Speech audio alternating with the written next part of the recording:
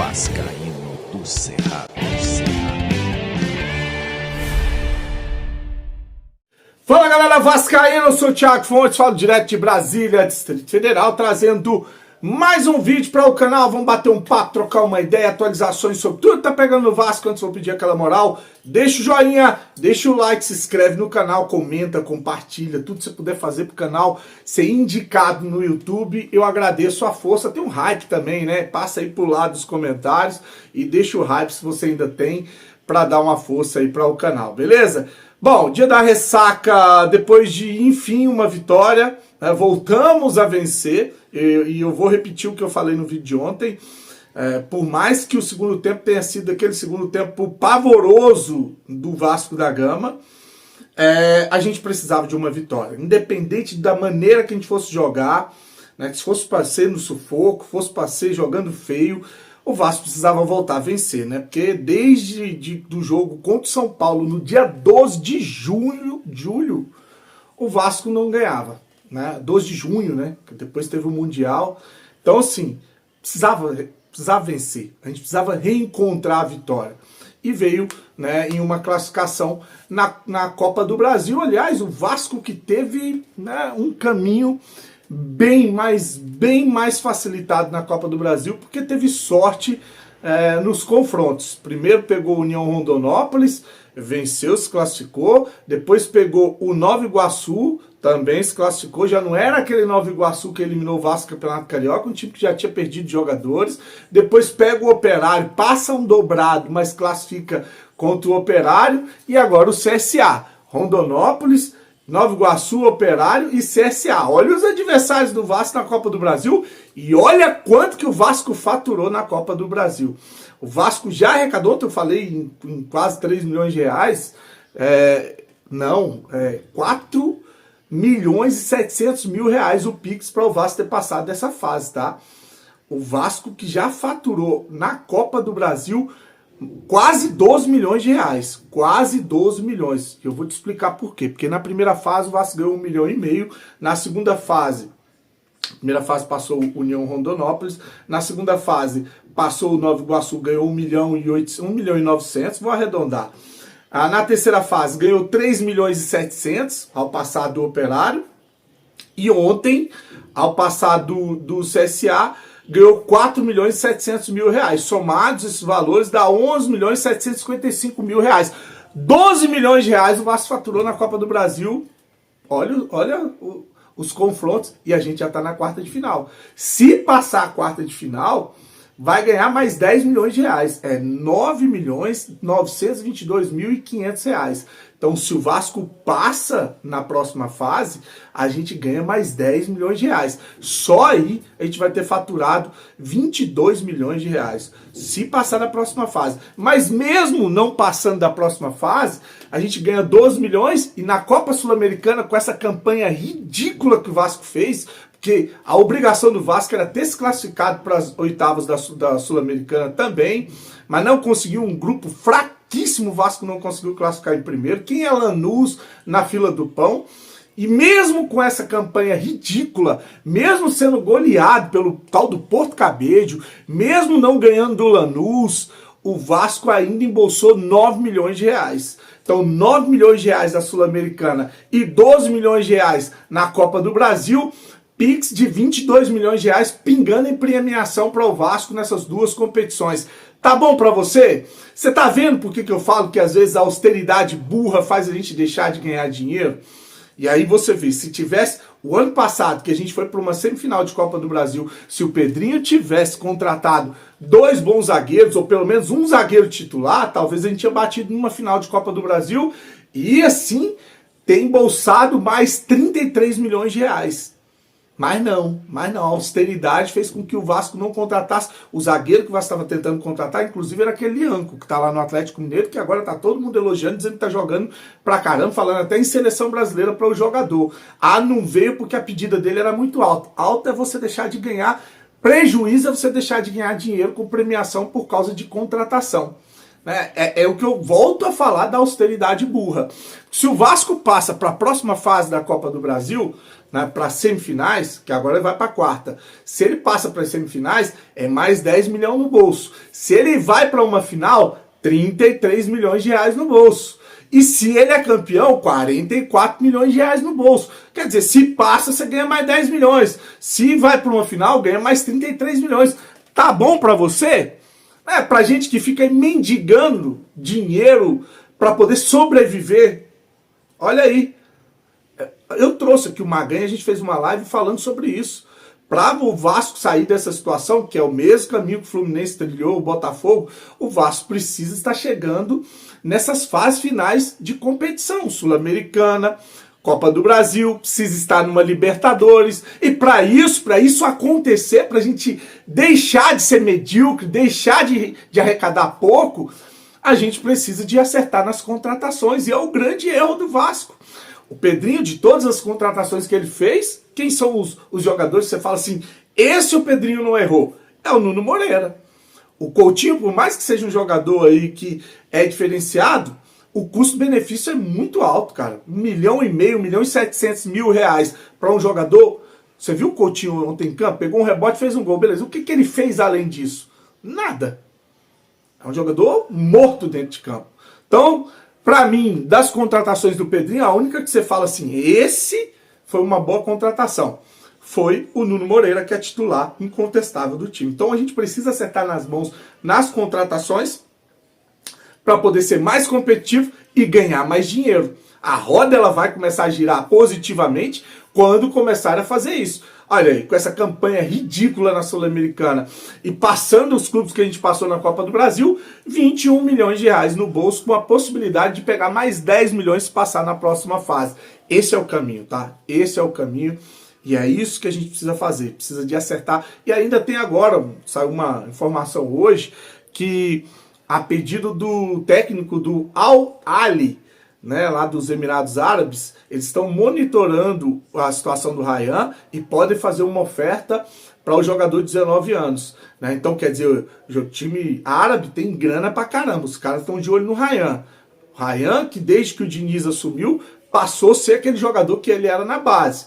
Né? E aí o que acontece? A multa do Ryan, ela é de cerca de 40 milhões de euros, que vai dar mais de 250 milhões de reais. Será que os árabes vão coçar o bolso para pagar uma grana? Porque é lógico que se o Ryan sai desse time hoje é uma perda que não tem como a gente reparar, porque sem dúvida o Ryan passou a ser o desafogo do Vasco do lado direito. O Vasco era penso. A única jogada que o Vasco tinha era o Piton cruzar para a área para o Verratti fazer gol. Hoje não, você tem um Ryan que consegue fazer alguma coisa diferente do lado direito. E aí se a gente perde o Ryan, vai perder muito para o time, mas é uma grana que livra ou que salva o Vasco, né, do Pedrinho da falência. Se essa grana entra, você consegue colocar as dívidas em ordem, as contas em ordem, sobreviver a essa avalanche de prejuízos que deixou a venda do Vasco para um ex-traficante, para uma quadrilha que dobrou a nossa dívida.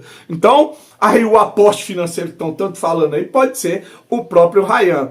Tá vendo a importância de você, até você contratando bem, você consegue valorizar jogadores da base, jogadores que podem ser vendidos e fazer, como eu falei, a roda girar positivamente.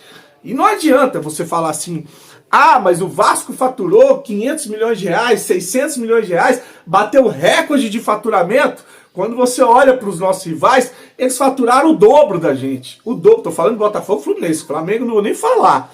Mas faturaram o dobro da gente. O que adiantou? A gente continua sendo o patinho feio do Rio de Janeiro. Então não basta só faturar mais que a gente faturou o ano passado, o ano retrasado. A gente tem que encurtar a distância, que existe um abismo que está se abrindo entre o Vasco e os clubes do Rio de Janeiro. E isso é que tem que acontecer. E como que isso vai mudar? Estando bem no Campeonato Brasileiro, para estar, mesmo que fazendo essa campanha ridícula, para estar repetindo campanhas em campeonato sul-americano, seja sul-americana, o ideal é a Libertadores, que paga mais, né? Estando bem no Campeonato Brasileiro, você vai bater na Libertadores, você não brigando para estar na segunda divisão, você vai ganhar a premiação de Campeonato Brasileiro e ainda tem Copa do Brasil que paga essa grana que você está vendo aí. E assim você vai respirando, montando times melhores, pagando a dívida e conseguindo sair desse buraco que enfiaram o Vasco. Esse é o caminho, mas para isso você precisa de gestão competente, você precisa de profissionais qualificados que consigam fazer pelo menos o mínimo que se espera, que é trazer jogadores de alto nível para um clube que é considerado um clube grande, ainda é considerado um clube grande no Brasil. Muitos torcedores, história, títulos, camisa pesada. Falta aí competência para a gente poder gerir o Vasco, para a gente sair dessa situação sem precisar ser a prostituta e ser entregue nas mãos de qualquer vagabundo para se aventurar, como muitos querem, aí, com a venda do Vasco da Gama para qualquer um.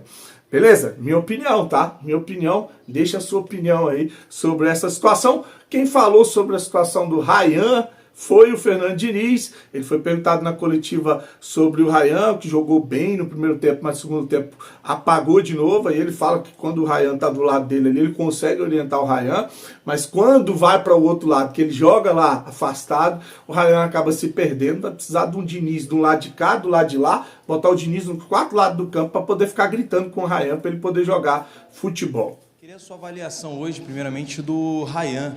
Ele chega ao 4º gol na Copa do Brasil, artilheiro na competição com a camisa do Vasco. Semana passada você até nos contou, quando ele joga do seu lado, ele joga mais atento, mais ligado na partida. Como é que foi o teor disso hoje, essa comunicação entre você e ele? E aproveitar também e perguntar qual foi a conversa ali com os gandulas. Hoje você chegou animado na partida, que até sobrou para os gandulas ali no início da partida, se você puder contar, claro. Obrigado. Não, primeiramente, boa noite. Começar pelos gandulas, foi um gesto espontâneo de confraternizar com eles um momento antes de começar o jogo. Eu gosto desse tipo de gente aí. Para mim é muito bom poder compartilhar e fazer com que todo mundo se sinta importante, como de fato são. Em relação ao Rayan, hoje aconteceu de novo. O primeiro tempo dele foi bem melhor que o segundo. Uma coisa que a gente precisa, em Mirassol não, mas hoje aconteceu de novo, coisa que precisa equilibrar. Quando ele vai para o lado de lá, ele precisa se virar sem ter ninguém orientando. E tem mais uma pergunta, não tem? Avaliação geral do jogo? Pode ser a avaliação do Rayan do jogo também. Então, do Rayan é isso. Do jogo, eu acho que a gente fez o primeiro tempo brilhante e o segundo tempo a gente caiu muito mais de produção do que devia. Bom, agora o Diniz foi questionado na coletiva, foi perguntado sobre as mudanças no time, né? Por exemplo, o Jair de volante e não o contratado Thiago Mendes. Ele vai explicar por que o Thiago Mendes ainda não está em condição de ser titular desse time. Ele vai explicar ou tentar explicar o Hugo Moura na zaga, porque ele acha que o jogador tem melhor saída de bola, melhor passe. Eu não acho o Hugo Moura veloz, tá? Ele é bem diferente do André lá do Fluminense, mas ele está tentando fazer isso com o Hugo Moura, e ele explica também a entrada do Puma para jogar de ponta direita, que pode utilizar o jogador mais vezes, fazendo essa dobra com o PH, o Paulo Henrique, falando que se os jogadores estão bem, eu vou dar um jeito de encaixar no time, tem que aproveitar o momento para colocar para jogar. Obrigado. Queria que você explicasse um pouco a questão das mudanças que tem feito na zaga. Imagino eu que na estratégia de ter o Hugo Moura é para qualificar o passe. E gostaria que você explicasse a escolha pelo Jair e não pelo Thiago Mendes, por exemplo, que já vinha jogando. E se me permite mais uma, o Puma como ponta direita hoje é uma possibilidade daqui para frente? Obrigado. O Puma é uma possibilidade, já jogou assim. No fundo, eu procuro colocar em campo os melhores jogadores. Às vezes tem... Se tivesse já com o Fluminense, cheguei a jogar com 2 pontas, um na lateral e um na ponta. E aqui hoje aconteceu um pouco ao contrário, jogadores laterais. Acho que o Puma é um jogador que tem muita qualidade, tem força física, é um jogador de seleção. Fez uma partida muito boa contra o Mirassol. E o Paulo Henrique está muito bem. Então, eu acho que hoje foi a questão de colocar aqueles caras que eu acho que estão produzindo mais, e quando dá para encaixar, como foi hoje, eu faço. Eu acho que é importante colocar aquilo que a gente tem de melhor no campo. A outra pergunta, esqueci. O Hugo Moura na zaga, ele é um jogador que pode jogar de zagueiro comigo. Ele já jogou de zagueiro também um pouco, acho que no Flamengo, mas ele tem características que o qualificam para jogar de zagueiro. Tem um passe muito bom, é um jogador, quando ele só fica com a linha alta. Ele é um jogador que tem boa velocidade, tem boa força física e tem uma construção facilitada, porque é um jogador que joga como volante, ele já tem um bom passe, então a gente tem um ganho em relação a isso. Em relação ao Jair, o Jair está muito bem, já faz um tempo. Quando a gente tem um jogo que tem mais posse, o jogo fica muito facilitado com a entrada dele, que ele dá fluência para o jogo. E o Thiago Mendes, ele é um jogador que ficou 2 temporadas e meia no Catar, que é um futebol muito mais moroso que o daqui. Somado a isso, ele teve uma lesão importante um pouco antes dele vir para cá, e ele já estava um tempo sem jogar. Então o Thiago, a gente está procurando alimentá-lo de bons treinamentos e para ele ir ganhando ritmo aos poucos, para ele entrar na sua melhor condição. Mas é um jogador que tem muita qualidade, tem muito para ajudar o Vasco. Bom, o jornalista perguntou para o Fernando Diniz a respeito do Verratti, tá? O Verratti não fez gol, mais uma partida apagada, está atrapalhando o time. Ele vai responder aí, né, dizendo que o jogador é um jogador importante. Lembrar que o Verratti ainda é o cara que mais fez gol na temporada no Brasil, tá? Por mais seja questionado, eu acho que tem hora que ele tem que ser sacado do time. Ontem, para mim, é um jogo que era para ele estar em campo contra o CSA e era para ele ter feito gols, mas tem jogo que eu acho que o Verratti é um a menos dentro de campo. Principalmente quando a gente joga com um jogador expulso, ou quando um time que vai ter a posse de bola, a gente precisa jogar no contra-ataque. Enfim, ele vai falar sobre a situação do Verratti e também sobre o fato do Vasco dessa vez ter volumado, ter criado, mas fez os gols, né? Dessa vez, diferente dos outros jogos, o Vasco fez os gols. E o Diniz ainda não está satisfeito, falando que, olha, era pra gente ter feito mais, a gente criou bastante e era pra ter feito mais gols. Atrapalha o Pablo Verratti pelas características físicas e técnicas que ele tem? O que você achou do Verratti hoje também? Obrigado. Não, o Verratti não atrapalha, o Verratti ajuda. O time não é só força ofensiva, mas assim, mesmo falando da força ofensiva, ele é um grande artilheiro. Hoje ele não conseguiu fazer o gol, mas fez o gol contra o Mirassol. Nem sei quantos gols ele já tem comigo depois que cheguei aqui, mas ele é um jogador importante. A gente precisa de um jogador, um time que cria muito, a gente precisa de um jogador como ele, artilheiro, para poder finalizar as jogadas. Hoje ele não conseguiu fazer os gols, as chances que ele teve, mas é um jogador muito importante para o time. E em relação, você falou, o que mudou do volume ofensivo, hoje a gente teve até mais volume ofensivo do que a gente tem tido. A gente finalizou acho que 28 vezes e conseguiu aproveitar 3, podia ter feito muito mais gols também hoje. No fundo foram 3, mas a gente tinha que ter feito mais. Teve um volume muito maior para fazer mais gols. A gente tem que ainda aproveitar mais o volume de chances criadas que a gente tem. É isso, o Vasco volta a jogar pelo Campeonato Brasileiro já depois de amanhã, tá? Domingo às 4 horas em São Januário contra o Atlético Mineiro, que vem agora de uma sequência de classificação aí na Copa do Brasil em cima da mulambada. Olha, para finalizar o vídeo, eu quero falar aqui da rifa da Dayana. Quem é que não acompanha a Dayana? É uma vascaína que sofreu um acidente sério, tá? Teve uma amputação da perna, tem que tomar medicamentos fortes, tem fisioterapia. Então, assim, ela tem, além de todos os problemas psicológicos que ela está enfrentando com essa nova realidade que ela está vivendo, né? Ela ainda tem um custo, né? Porque ela deixou de trabalhar e ela precisa se manter. Então, o que ela faz? Ela faz uma rifa todo mês e nessa rifa a galera vai lá e ajuda. 10 conto pra você comprar ali uma rifa e concorrer ao prêmio de R$500. Aqui do canal já teve um vencedor, meu amigo Moacir venceu, inclusive repassou o valor para ela, não quis, tá? A premiação. Aí é de cada um, tá? Mas se você quiser participar, vai lá, dá uma moral, vou deixar aqui o Instagram dela, o telefone, dá uma moral pra Dayana pra poder ajudar, né, cara? A gente tem que ajudar o próximo, pessoas que estão precisando, como a Dayana, e Deus sempre vai dar em dobro pra você, sempre vai te recompensar muito mais, tá? Então vamos lá, comprar uma rifa da Dayana pra ajudar ela mensalmente. Pô, se você puder comprar todo mês, vai lá, 10 conto, 20 conto, tu compra 2 rifas, se tiver condição melhor, é um empresário, compra a rifa toda. Cara, faz o que o seu coração mandar você fazer para poder ajudar a menina que tá precisando muito, tá passando por muita dificuldade, tá bom? Curte, se inscreve no canal, desejar para você um dia abençoado, fique com Deus, saudações vascaínas.